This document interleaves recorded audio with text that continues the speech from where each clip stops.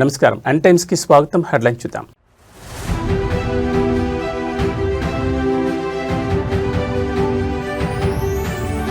AI summit దక్షిణాసియాకే గర్వకారణం. AI impact summit ప్రారంభించిన ప్రధాని మోడీ.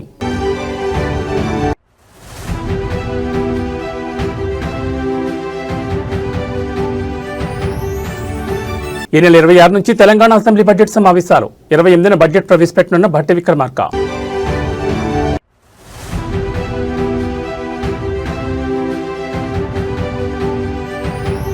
ఢిల్లీలో తెలంగాణ కాంగ్రెస్ సమీక్ష. 2 ఏళ్ల పాలనపై హైకమాండ్ రివ్యూ.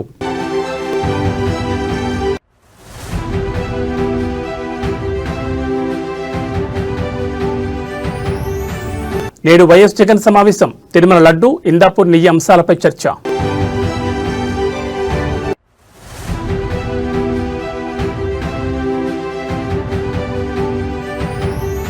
Police versus సంబటి. బయటకొచ్చిన వెంటనే మళ్లీ మొదలైన రచ్చ. ఇక వివరాలు చూస్తే ఏఐ సమిట్ నిర్వహణ భారత్కే కాదు దక్షిణాసియాకే గర్వకారణమని ప్రధాని మోడీ అన్నారు. ఢిల్లీలోని భారత్ మండపంలో ఏఐ ఇంపాక్ట్ సమిట్ ని ప్రధాని మోడీ ప్రారంభించారు. ఈ సమిట్ కు వివిధ దేశాలకు చెందిన ప్రముఖులు హాజరయ్యారు. ఈ సందర్భంగా మోడీ మాట్లాడుతూ ఏఐపై తొలినాళ్లలో అనేక సందేహాలు వచ్చాయి. యువత ఇప్పుడు ఏఐని ప్రయోజనకరంగా ఉపయోగిస్తోంది. ఏఐ సదస్సు మేడ్ ఇన్ ఇండియా భారత్ సృజనకు వేదికగా నిలిచింది. ఈ సదస్సు భారతీయ యువతలో కొత్త ఉత్సాహాన్ని నింపుతోంది అని మోడీ పేర్కొన్నారు. కొత్త టెక్నాలజీ ఆవిష్కరణలకు ఈ వేదిక దోహదం చేస్తోంది. ఏఐలో విజన్తో పాటు సామాజిక బాధ్యత కూడా చాలా ముఖ్యం. మనం అణుశక్తి విధ్వంసాన్ని చూసాం, వికాసాన్ని చూచాం. ఏఐ కూడా అంతే. ఏఐ కత్తికి 2 వైపులా పదునున్న అస్త్రం. భారత్కు యువత కొత్త శక్తిగా, ఆస్తిగా మారారు. ఏఐ టెక్నాలజీ వినియోగం, వాటి ఫలితాలపై తుది నిర్ణయం మనిషిదే అయి ఉండాలని సూచించారు. భారత్ మండపంలో జరుగుతున్న ఇండియా ఏఐ ఇంపాక్ట్ సమిట్లో ఫ్రాన్స్ అధ్యక్షుడు మాక్రాన్, ఐక్యరాజ్యసమితి సెక్రటరీ జనరల్, వివిధ దేశాల పెవిలియన్లు, ప్రపంచ నాయకులు హాజరయ్యారు. Excellencies, honorable ministers, industry leaders, innovators, entrepreneurs, researchers, delegates, अन्य सभी महानुभाव, देवी और सज्जनों, नमस्ते।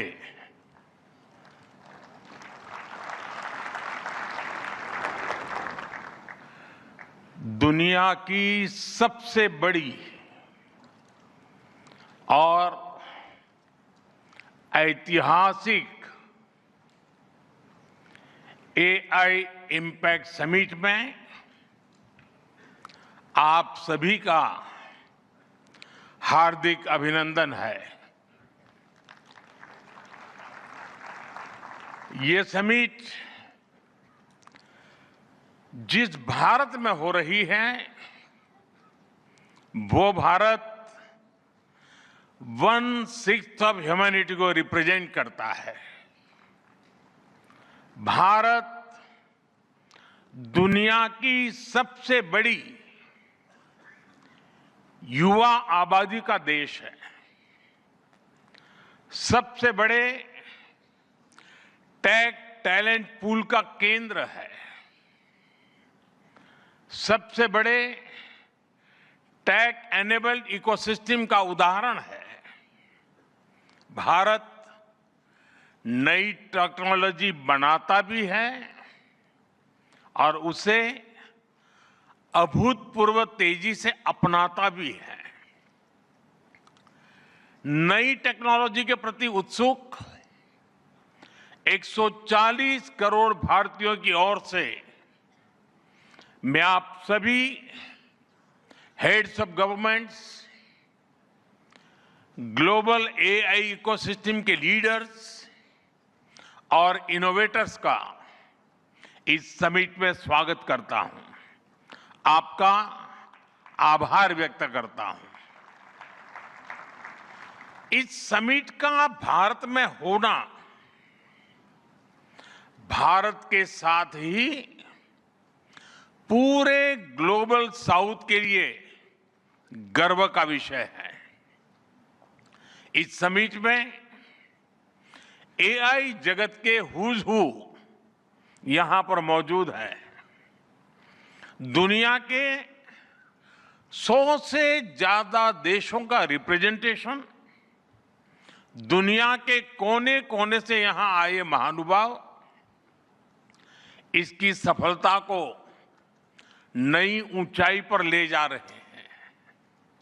इसमें यंग जनरेशन की जो उपस्थिति हमने देखी है वो एक नया विश्वास पैदा करती है।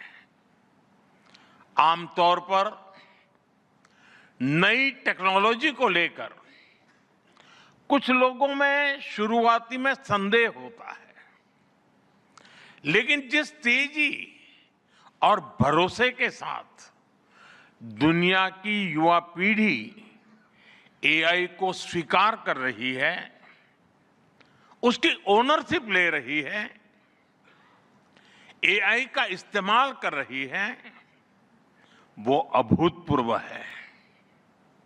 यहां एआई समिट की एग्जीबिशन को लेकर भी बहुत उत्साह रहा है। खासकर यंग टैलेंट बहुत बड़ी संख्या में आया है।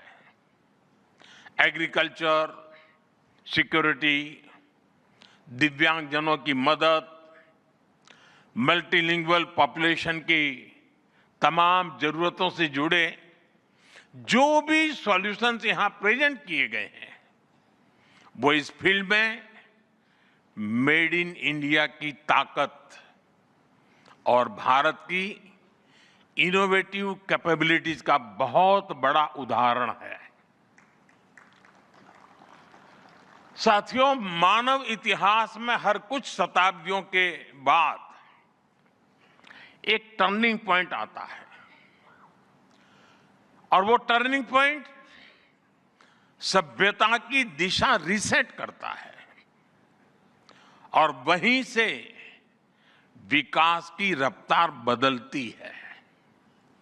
सोचने, समझने और काम करने के पैराडाइम बदलते हैं और दिलचस्प बात यह है, जब हम ट्रांसफॉर्मेशन के उस दौर में होते हैं तब उसके वास्तविक इंपैक्ट का अंदाजा भी नहीं होता। जब पत्थरों से पहली बार स्पार्क निकला, किसी ने नहीं सोचा था कि वही चिंगारी सिविलाइजेशनल की फाउंडेशन बनेगी। जब बोली को पहली बार लिपि में बदला गया, किसी ने नहीं जाना था कि रिटन नॉलेज फ्यूचर सिस्टम की बैकबोन बनेगी। जब पहली बार सिग्नल्स को वायरलेस ट्रांसमिट किया गया, किसी ने कल्पना नहीं की थी कि एक दिन पूरी दुनिया रियल टाइम में कनेक्ट होगी। साथियों, आर्टिफिशियल इंटेलिजेंस मानव इतिहास का ऐसा ही ट्रांसफॉर्मेशन है। आज जो हम देख रहे हैं, जो प्रिडिक्ट कर रहे हैं, वो इसके इंपैक्ट का सिर्फ प्रारंभिक संकेत है। एआई मशीनों को इंटेलिजेंट बना रही है, लेकिन उससे भी अधिक मानव सामर्थ्य को कई गुना बढ़ा रही है। अंतर सिर्फ एक है, इस बार स्पीड भी अभूतपूर्व है और स्केल भी अप्रत्याशित है। पहले टेक्नोलॉजी का इंपैक्ट दिखने में दशकों लगते थे। आज मशीन लर्निंग से लर्निंग मशीन तक का सफर तेज भी है, गहरा भी है, व्यापक भी है। इसलिए हमें विजन भी बड़ा रखना है और जिम्मेदारी भी उतनी ही बड़ी निभानी है। वर्तमान पीढ़ी के साथ ही हमें इस बात की भी चिंता करनी है कि आने वाली पीढ़ियों के हाथों में हम एआई का क्या स्वरूप सौंपकर जाएंगे। తెలంగాణ రాష్ట్ర శాసనసభ బడ్జెట్ సమావేశాలకు రంగం సిద్ధమైంది. ఈ నెల 26 నుంచి అసెంబ్లీ సమావేశాలు ప్రారంభించాలని రాష్ట్ర ప్రభుత్వం నిర్ణయించింది. ఈ మేరకు కసరత్తు పూర్తి చేసిన ఆర్థిక శాఖ బడ్జెట్ ప్రతిపాదనలకు తుది మెరుగులు దిద్దుతోంది. ఇక ఆర్థిక మంత్రి డిప్యూటీ సీఎం బల్లుభట్టి విక్రమార్క ఈ నెల 28న శాసనసభలో 2026-27 ఆర్థిక సంవత్సరానికి సంబంధించిన వార్షిక బడ్జెట్ను ప్రవేశపెట్టనున్నారు. గత బడ్జెట్ కంటే ఈసారి కేటాయింపులు భారీగా ఉండే అవకాశం ఉందని సమాచారం. ముఖ్యంగా సంక్షేమ పథకాలు, మౌలిక సదుపాయాల కల్పనకు ఈ బడ్జెట్లో పెద్దపీట వేయనున్నట్టు తెలుస్తోంది. బడ్జెట్పై సమగ్రంగా చర్చించేందుకు వీలుగా సమావేశాలను 15 రోజుల పాటు నిర్వహించాలని ప్రభుత్వం యోచిస్తోంది. సభలో ప్రతిపక్షాలు లేవనెత్తే అంశాలకు సమాధానం ఇవ్వడంతో పాటు పలు కీలక బిల్లులను కూడా ఈ సమావేశాలను ఆమోదించుకోవాలని అధికార పక్షం భావిస్తోంది. తెలంగాణ అవతరించిన తర్వాత ఎంతో మంది పేదలు నూతన రేషన్ కార్డు కొరకు ఆశగా వేచి చూసినా గత ప్రభుత్వం వారిని పట్టించుకోలేదు. కనీసం కొత్త కుటుంబ సభ్యుల పేర్లను కూడా రేషన్ కార్డులో జత చేయలేదు.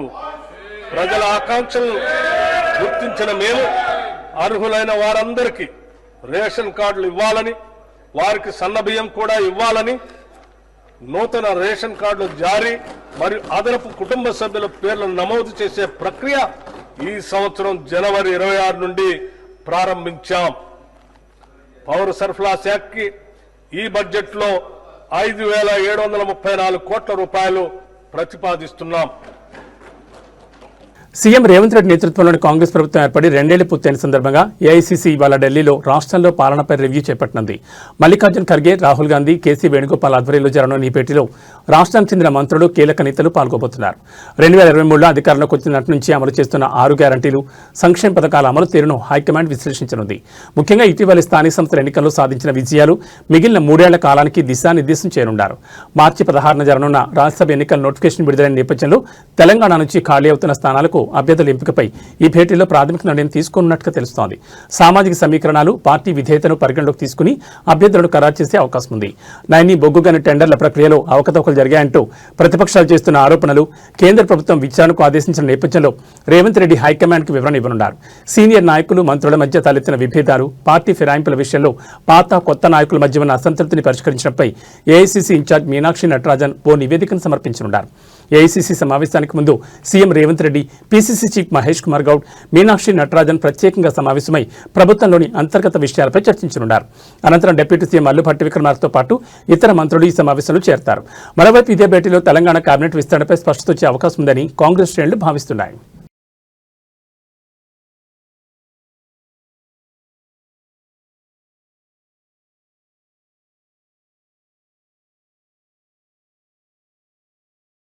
వైసీపీ అధినేత వైఎస్ జగన్ నేడు మీడియా సమావేశంలో మాట్లాడనున్నారు. తాడేపల్లి పార్టీ కేంద్ర కార్యాలయంలో మీడియా సమావేశంలో మాట్లాడనున్నారు.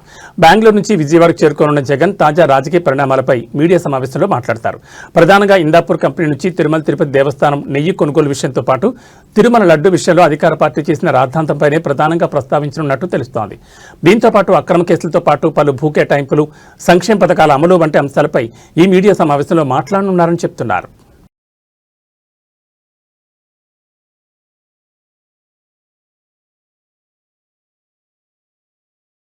పార్టీ ఫిరాయింపుల కేసులో స్పీకర్ విచారణ నేడు కూడా కొనసాగుతోంది. సుప్రీంకోర్టు గడువు నేపథ్యంలో విచారణను వేగవంతం చేశారు. మొత్తం 10 మంది బీఆర్ఎస్ ఎమ్మెల్యేలు పార్టీ మారినట్లు ఆ పార్టీ సుప్రీంకోర్టులో పిటిషన్ దాఖలు చేసింది. పార్టీ మారిన 10 మంది ఎమ్మెల్యేలపై అనర్హత వేటు వేయాలని బీఆర్ఎస్ సుప్రీంకోర్టును కోరింది. ఇప్పటి వరకు 8 మంది ఎమ్మెల్యేలను విచారించిన స్పీకర్ గడ్డం ప్రసాదరావు 8 మంది పార్టీ మారినట్లు ఆధారాలు లభించలేదని తెలిపారు. వారికి క్లీన్ చిట్ ఇచ్చారు. నిన్న దానం నాగేందర్ అనర్హత పిటిషన్పై విచారణ జరిగింది. నేడు ఎమ్మెల్యే కడియం శ్రీహరి పిటిషన్ విచారణ జరుగుతుంది. స్పీకర్ ఎదుట విచారణకు నేడు కడియం శ్రీహరి హాజరు కానున్నారు.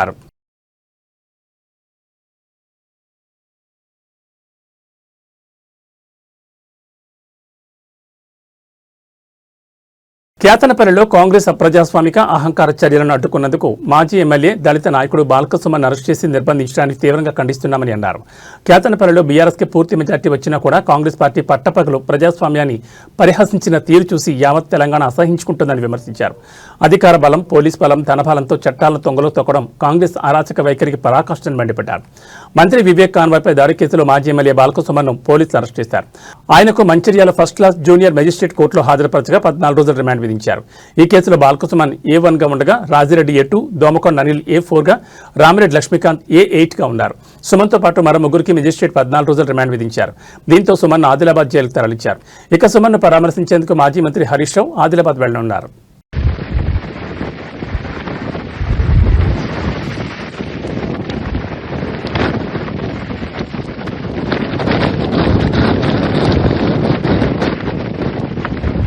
మాజీ మంత్రి అంబటి రాంబాబు బుధవారం జైలు నుంచి విడుదలయ్యారు. సంక్రాంతి లక్కీ డ్రా కేసులో బెయిల్ రావడంతో అంబటి రాంబాబు బయటకు వచ్చారు.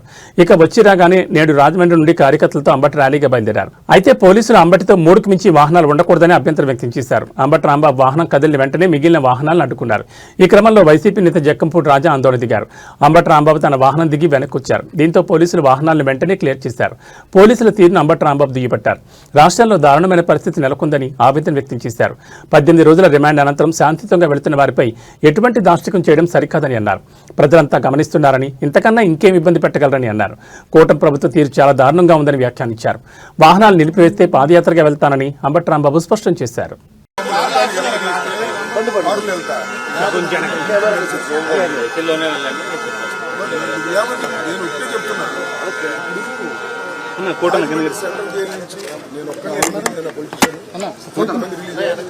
వాళ్ళ ఇంటికి వెళ్ళలేదా? వాళ్ళ వెనకాల వెళ్ళలేదా? నేను అనాథలం కాదా? మరి ఏంటిది వాడికి? మా ఇల్లు పగలబెట్టినప్పుడు 30 యాక్ట్ లేదా? జగన్మోహన్ రెడ్డి ఊళ్ళోకి వస్తే 30 యాక్ట్ ఉంటుంది. మేము బయటకు వెళ్తే 30 యాక్ట్ ఉంటుంది. నా ఇల్లు పగలగొడితే 30 యాక్ట్ ఉండదు. అంటే మిమ్మల్ని అడుగుతా అనుకోమండి, పోలీస్ డిపార్ట్మెంట్ అడుగుతున్నా. దగ్గరుండి 100 మంది పోలీసులు దగ్గరుండి నా ఇల్లు పగలగొచ్చారు. ఆ రోజు 30 యాక్ట్ ఏమైంది? ఆ రోజు రూల్స్ ఏమైనాయి? ఇవాళ నేను 18 రోజులు జైల్లో ఉండి బయటకు వెళ్తే నన్ను అడ్డుకుంటారు.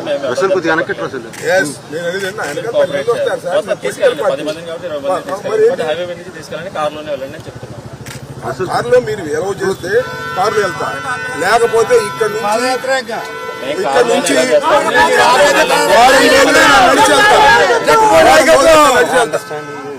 ఇదిగోండి సార్, అనవసరంగా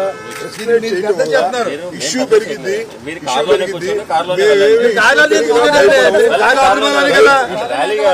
లేదు, మీరు వెళ్ళండి, కార్లోనే వెళ్ళండి. 100 కార్లు ఇప్పుడు మీరు రూల్స్ అనేది స్ట్రిక్ట్ గా అన్ని చోట్ల అమలు చేస్తే సంతోషం. కొన్ని చోట్ల అమలు చేసి ప్రజాస్వామ్యంలో ఉన్నాం. మేమేమి అనామకులం కాదు కదా, మన దాకా పరిపాలన చేసిన వాళ్ళం మేము కూడా.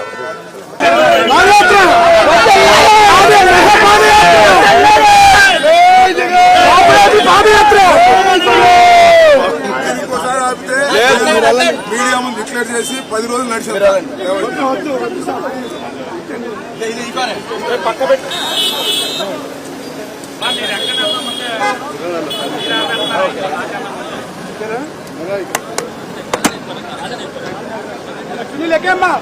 కేతనపల్లి మున్సిపాలిటీలో మంగళవారం మంత్రి వివేక్ వెంకటస్వామి కారుపై జరిగిన దాడి కేసులో మాజీ ఎమ్మెల్యే జిల్లా బీఆర్ఎస్ అధ్యక్షుడు బాలకృష్ణను బుధవారం అరెస్ట్ చేసి కోర్టులో హాజరుపరిచిన విషయం తెలిసిందే. జూనియర్ సివిల్ జడ్జి జి కవిత 14 రోజుల ఆదిలాబాద్ జైల్లో రిమాండ్ విధించడంతో జిల్లా బీఆర్ఎస్ పార్టీ శ్రేణులు అరెస్టును నిరసిస్తూ గురువారం బంద్ ప్రకటించారు. జిల్లాలో బంద్ ప్రభావంతో మందమరి పట్టణ మార్కెట్లోని వ్యాపారులు, దుకాణదారులు, పాఠశాలలు బంద్లో పాల్గొన్నారు. ఎలాంటి అవాంఛనీయ సంఘటనలు జరగకుండా పోలీసులు ప్రధాన కూడళ్లలో గస్తీ కాస్తూ పోలీసు వాహనాల్లో పెట్రోలింగ్ నిర్వహిస్తున్నారు.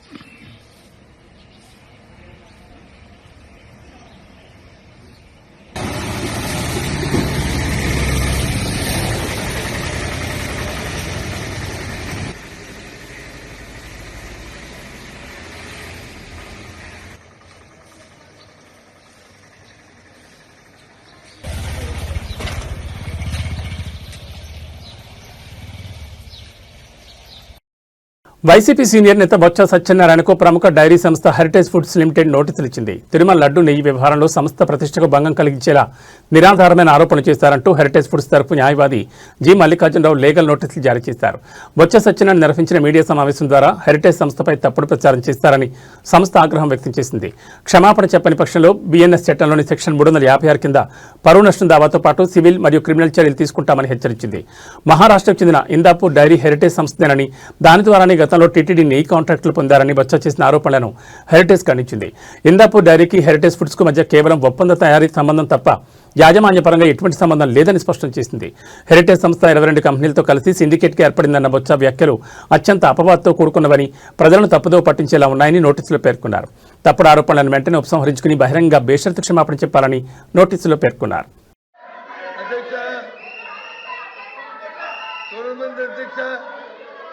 ఆయన మాట్లాడారు. ఎంతమంది వస్తున్నారు అంటే ప్రభుత్వానికి ఎంత భయంగా చూడండి. ఇవాళ నేను చెప్తున్నదే, ఏదైతే ఇందిరాపూర్ అనే సంస్థతో హెరిటేజ్ వెనక ఉండి ఏదైతే రాష్ట్రాన్ని దోచుకుంటుందో, చంద్రబాబు నాయుడు కుటుంబం ఏదైతే దోచుకుంటుందో దాన్నే చెప్తాను. ముందు ఎవరైతే అధ్యక్ష ఆ దేవదేవులను తీసుకొచ్చి వీధిలో పెట్టి దోపిడీ చేస్తామని ఎక్కడ అధ్యక్ష ఇలాంటి పరిస్థితులు ఎక్కడైనా ఈ రాష్ట్రంలో చూసామని చర్చకి రండి.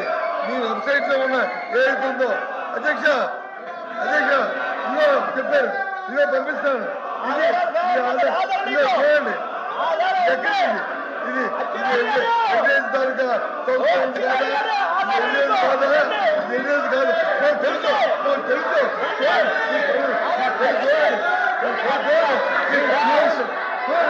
The house is adjourned for 5 minutes.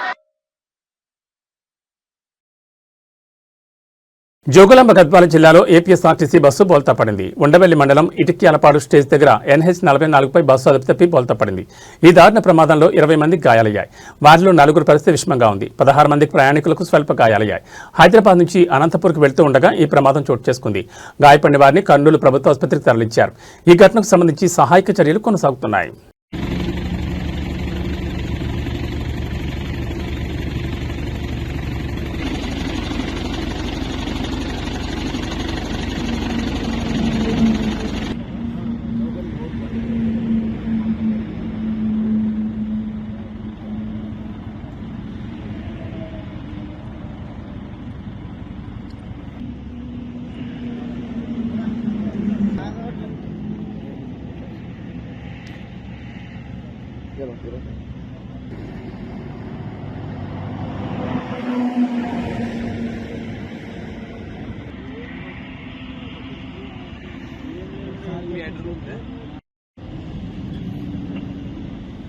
ఏపీలో భూకంపం సంభవించింది. పల్నాడు జిల్లాలో రిక్టర్ స్కేల్పై ఈరోజు తెల్లవారుజామున 3.5 తీవ్రతతో భూకంపం సంభవించింది. వినుకొండకు 20 కిలోమీటర్ల దూరంలో భూమికి 10 కిలోమీటర్ల లోతులో భూకంప కేంద్రం ఉన్నట్లు నేషనల్ సెంటర్ ఫర్ సిస్మాలజీ గుర్తించింది. వినుకొండ, దర్శి చుట్టుపక్కల ప్రాంతాల్లో స్వల్పంగా భూమి కంపించడంతో పాటు ఇళ్లలోని వస్తువులు కదలడంతో ప్రజలు భయాందోళనకు గురయ్యారు. ఎలాంటి ప్రాణ ఆస్తి నష్టం జరగలేదని అధికారులు చెబుతున్నారు. అంతేకాకుండా రాబోయే రోజుల్లో మరిన్ని భూకంపాలు రావచ్చని నిపుణులు హెచ్చరిస్తున్నారు. ఇదిలా ఉంటే ఒకప్పుడు ఎక్కడో విదేశాల్లో భూకంపాలు వచ్చినట్లు తరచూ వార్తలు వస్తుండేవి. కానీ ఇటీవల కాలంలో తెలుగు రాష్ట్రాల్లో సైతం భూమి కంపించడం ఆందోళన కలిగిస్తోంది. కొన్ని నెలల క్రితం తెలంగాణలోని పలు ప్రాంతాల్లోనూ భూమి కంపించడంతో ప్రజలు ఇళ్ల నుంచి బయటకు పరుగులు తీశారు.